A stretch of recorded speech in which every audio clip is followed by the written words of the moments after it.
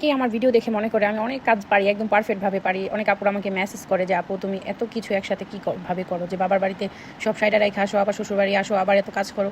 মানে 4-5 জন আমাকে এভাবে নক দিছে, তাদের বলি আমিও কিন্তু আকাই মা, আমিও এত পারফেক্ট কাজ পারি না। আর এখন তো একদমই গুছায় করতে পারি না, কারণ ছোটো বাচ্চা, আবার আব্বার ওখানে যাইতে হয়, আবার এই বাসায় করতে হয়, টুকটাক মানে করতে যায় আমার সব কিছুই গেছে আরও এলোমেলো হয়ে। যারা মনে করে আমি অনেক গোছালো তাদের জন্য আজকে এই যে দেখো বিহাইন্ড দ্য সিন, এরকম কিন্তু আমার মাঝে মাঝেই হয়ে যায়। আমি কিন্তু এরকম চা ফেলে দিই। আসলে একটা কাজ করার সময় ওই দিকেই স্থির হয়ে যদি মনোযোগ থাকে তাহলে কাজটা একদম পারফেক্ট সুন্দর হয়। আমি হয়েছে এক চুলায় দুধ দিয়েছি, আরেক চুলায় চা, তো দুই দিকে ফোকাস করতে যায়, অনেক সময় এরকম হয়ে যায়। তার মধ্যে আমি আবার রুটি বানাইতেছি, মানে রুটি বেলতেছি এক মোড়াদে, আরেক মোড়াদে আরেক চুলায় দুধ দিয়েছি, আরেক চুলায় চা দিয়েছি। এতগুলা একসাথে কন্ট্রোল করতে গেলে একটু এদিক সেদিক হয়ে যায়। কিন্তু সকালবেলা আমার মনে হয় সবার বাসায় এরকম তাড়াহুড়া লেগে যায়। আজকে আমি বানাইছি মালাই চা, একেবারে 1 কেজি দুধ জাল করে হাফ কেজির থেকেও কম করে ফেলছিলাম, 400 গ্রাম। তার মধ্যে একদম কড়া লেগার ফুটায় ঢেলে দিছি।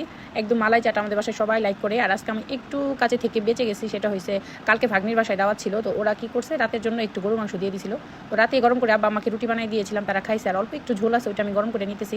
আব্বা আমার এইটুকুই হয়ে যাবে চা দিয়ে। আর আমি তো সকালে শুধু একটা চা খাই, বাসায় আমরা এখন 3 জনই আছি, আব্বা আম্মা আমি আসলে আবার দুপুরের পরে আমার শ্বশুর বাড়িতে চলে যাবো। এভরিডে আমার এরকমই চলতেছে। বাসা তেমন দূরে না, হাইটে গেলে 15-16 মিনিট লাগে, আর রিক্সায় 4 মিনিট লাগে। তো প্রতিদিনই এরকম যাওয়া আসা হইতেছে, মাঝে মধ্যে থেকে যাচ্ছি। তো আব্বার জন্য নাস্তাটা পুরো রেডি করে আব্বাকে দিব। আমার এখন কি মনে হয় জানো, আমি যতটা পারি আমার আব্বা আমার সাথে সময় কাটাই। জীবনের আর হয়তো বেশি দিন তাদেরও নাই, আর আমারও হয়তো নাই। মানে মৃত্যু তো কখনো বলে আসে না কারো কাছে, যে কোনো সময় আসতে পারে। তারপরও যত পারি বাবা মার সাথে সময় কাটাইনি, এই সময়গুলো হয়তো জীবনে আর আসবে না। তো আব্বাকে আমি নাস্তা দিয়ে দিছি। আমি আসলে যে কথাটা বললাম, অনেকে আমাকে কমেন্ট করতে পারে এখন কি বাবা মার মৃত্যু কামনা করো নাকি। আসলে না, সব সন্তানরাই চায় বাবা মা অনেক হাজার বছর বেঁচে থাক, কিন্তু বাস্তবতা তো ভিন্ন। আব্বা মা অসুস্থ, তাদের টেক কেয়ার করার জন্য বাসায় কেউ নাই। আপুর হাজব্যান্ড আসছে, আপু হয়েছে শ্বশুর বাড়িতেই চলে গেছে। আমি যাই আসা করতেছি, তারপরও মানে রাত থাকতে পারতেছি না, একদিন থাকতেছি। নিজেরও তো মন, নিজেরও তো একটা রিল্যাক্সের দরকার আছে। তার মধ্যে মেয়েটাকে শ্বশুরবাড়িতে রেখে যাই, কারণ মেয়ের এখানে আরবি পড়া, প্রাইভেট পড়া, সব কিছু।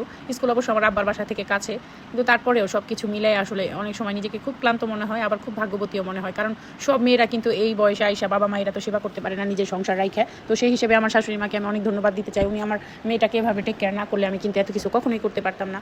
তো আব্বা আমার সাথে যত পারো, যেই সব আপুরা আসো শ্বশুর বাড়ি থেকে বাবার বাড়ি আশেপাশেই, যত পারো বাবা মার সাথে সময় কাটাও। জীবন অনেক সীমিত সময়ের জন্য। প্রিয় মানুষদের সাথে টাইম স্পেন্ড করে যে শান্তি, পৃথিবীর কোথাও এই শান্তি নেই। তুমি যাদের মানে ফ্যামিলির বাইরে যাদের আপন ভাববা, সময় কাটাবা, একটা সময় তাদের সাথে কিছু হইলেই তারা মানে এটা নিয়ে অন্যদিকে কিছু না কিছু বলবে, মানে একটা না একটা দোষ বের করবে। কিন্তু বাবা মা হাজার দোষ করলেও কিন্তু বাবা মার কাছে কোনো দোষ থাকে না। ভালোবাসা আসলে সুন্দর, যদি তুমি সুন্দর করে ধরে রাখতে পারো। আব্বা আমার সাথে আমার সময় কাটাইতে আমার ভালো লাগে। আমার আব্বা খুবই ফ্রেন্ডলি, দিন ভোর আমাকে চেতায়, যা রান্না করি বলবে একটু ভালো হয় নাই, কিন্তু মার কাছে বলবে যে অনেক ভালো হয়েছিল।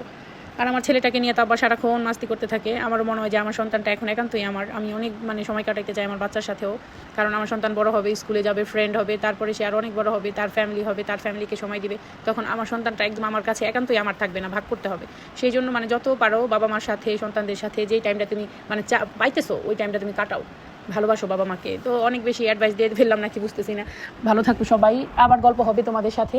আল্লাহ হাফিজ, আসসালামু আলাইকুম।